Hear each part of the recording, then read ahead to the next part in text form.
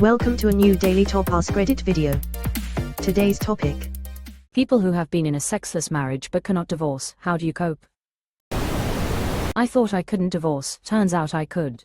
My wife told me I would never divorce her, no one else would put up with me.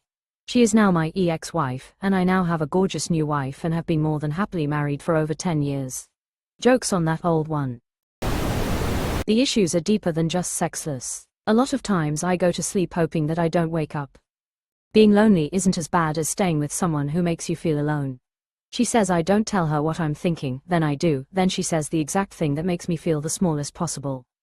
Every time. I'm tired, bros. Where to start? Wife had a stroke. Wife cheated on me, but she has had severe brain injury. If I divorce, the state will make me support her due to disability. I'd get financially screwed, even more so. In the end it would strip my son of having a decent financial stable future.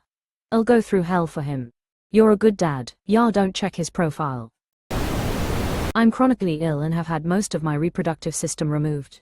I've actually told my husband to go out and get laid, hire someone, and he's horrified at the thought. We will be married 20 years this year. If you love someone, you can make it work. He's a better man than any other I could imagine. When he said sickness and health and good and bad, he meant it. Apart from the fact that it's 24 years for us, this could have been written by my wife. Same situation, just on the other side. I would never, could never, go elsewhere. My wife and I are physically close, we kiss and cuddle, she gives the best hugs in the world, but sex hasn't been part of our lives for a decade or more. It bothers me that people equate sexless with loveless. It's not the same thing at all. I've been with my husband for 16 years, and it's been 10 years without sex. I've accepted it. We have a happy, somewhat fulfilled life. 2 great kids. We are financially doing great and travel a lot as a family. We have a lot of respect for one another. He's on the spectrum and has never been comfortable with physical contact or meaningful interaction.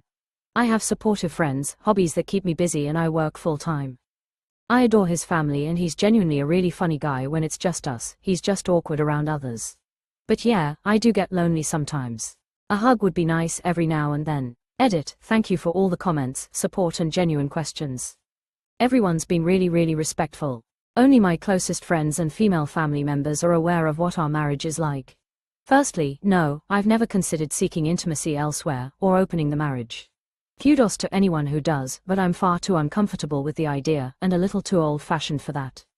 Plus, I really don't get out much. If I was to meet someone else though and felt a real, solid connection, it would definitely prompt a conversation with my husband regarding our marriage, but I would never physically cheat or sleep with someone else, even with permission.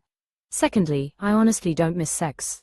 I have my toys, it's all good in that department. I do miss intimacy the most. We sleep in separate bedrooms too because of his chronic insomnia and restless leg syndrome. He also has ADHD and sees a psychiatrist regularly. None of this was diagnosed until I came on the scene and realized he had a lot of interesting quirks. Some suggestions from Redditors included starting out slow and reintroducing touch, cuddles, hand-holding, etc. I feel things are too far gone for me to even want things to change, if that makes sense. In the back of my head, I'll always know that he's only attempting this to placate me. I want to be wanted, but I don't want him to have to pretend, or do it because he feels pressured.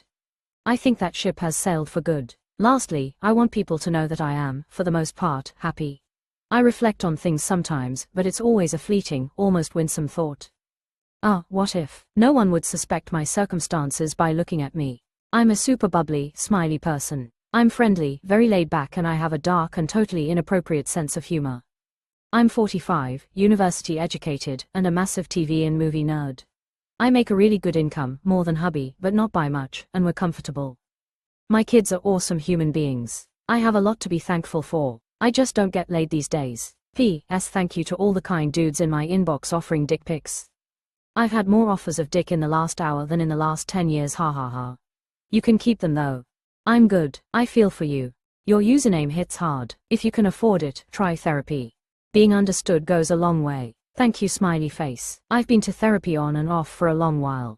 I think it's that feeling of rejection that hits the hardest. We sleep in separate bedrooms because of his chronic insomnia, too. I've come to terms with it and we're good mates now, just not romantic. The first couple of years of marriage were normal. But then the wife started complaining about pain, sex got scarcer and scarcer, we wanted to do it but penetration was visibly painful for her.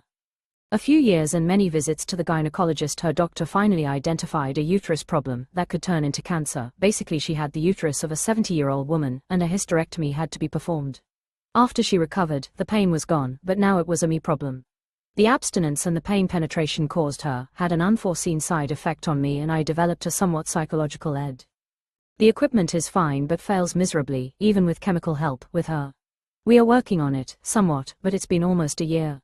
It's frustrating, but I have a wonderful wife and we have great communication. In the meantime, we try to have fun in other ways. THC edibles worked wonders when I was going through psychologically triggered ED. It helps knowing that it does happen to other people, and thanks for the advice. We'll try to get some. Years after the divorce, I heard something that really hit home. Sex in a relationship is a lot like a bathroom in your home. It's not the most important thing, but when it's not available, it becomes pretty important.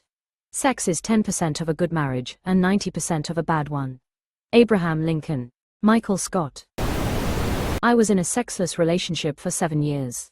Well, 7 years total and 6 years sexless. At the end, I starved sexually, and it took a very big toll on my self-esteem, that and many other things, as the relationship was quite toxic.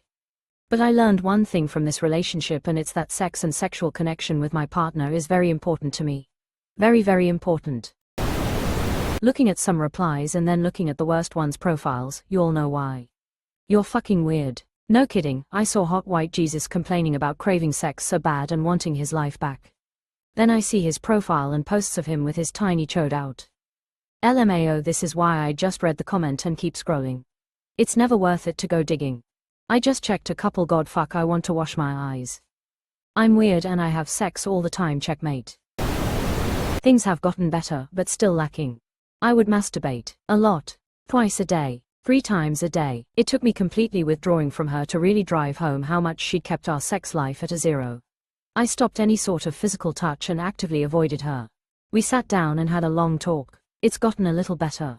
But not much. I love my wife. She's a great mom, but she grew up in a family environment where sex, sexuality, intimacy was rigidly parochial and conservative. Emotions tightly controlled. Displays of affection were very rare. The world she grew up in was sexless, actively so. Couples therapy at that. I think sex therapists exist. The most ironic thing about the subculture that regards sex as inherently sinful is that while those who push this view think that they are serving the Christian God in this, I cannot find this sentiment in the Bible at all, and I've read it from Genesis to Maps. Of a surety, it does condemn sex outside of marriage and extramarital affairs, but what little the Bible has to say about sex within marriage is positive. Every day and twice on Sundays. God's got no problem with that, just keep it within your marriage. I'm in a, mostly, sexless marriage because of my wife's health issues. There's more to a marriage than sex, but it's up to you to decide if that's enough for you. She's my best friend, and while I absolutely want to fuck her brains out multiple times a week like we did a decade ago, I'm content with where we are now. That said, I'm hoping for tomorrow because she said it might be on the table. Smirk, cold sweat, smile. I applaud you because not every marriage can survive serious health issues. Mine has, and I appreciate hearing that yours has too. Smiling face with hearts. It's not always been the easiest, but we figured it out through honest communication. I wake up, I go to work, make all the money, go home, eat dinner, go to sleep and start the cycle all over again. Honestly, it's interesting how unimportant anything can become. When my spouse stopped showing any affection to me, I thought it was the end of the world. I grieved that for years. Now it doesn't even register on the list of important things. Going home to an empty house would be bliss right now. Being able to have a conversation without it being a thing would be so relaxing. The only thing worse than being alone is being with someone who makes you feel alone. Quote. I cheated on her with a coworker. Then left and married the coworker. Then the coworker cheated on me and we divorced. I came full circle. If they'll cheat with you, they'll cheat on you. Them's the rules. Hell, I'm not even married but was engaged, recently called it off and going through couples therapy, and it would get to a point of months at a time without even a mention of intimacy on my partner's end, aside from rejecting, pushing it off with a promise of, tomorrow for sure. The longest we went was 7 straight months, the last month of which my birthday occurred on, and she did say we would be intimate, but ultimately she didn't feel like showering, so I went to bed with this F***ng pit in my chest that spread to every cell of my being. I am stuck because I hold a key position in her family's business, get paid about twice what I would anywhere else at my age, with my experience, and have terrible credit from my father using my SSN without my knowledge to get a bunch of loans and never paid them, so I can't even easily move out of the apartment we cohabitate because her credit got it for us. Even though I pay 70% of the monthly expenses, I can't prove I'm credible enough to have my own place easily, nor have the ability to quietly save for a move. After calling off the engagement, she seemed to hear all of my issues more clearly, not just the intimacy issue.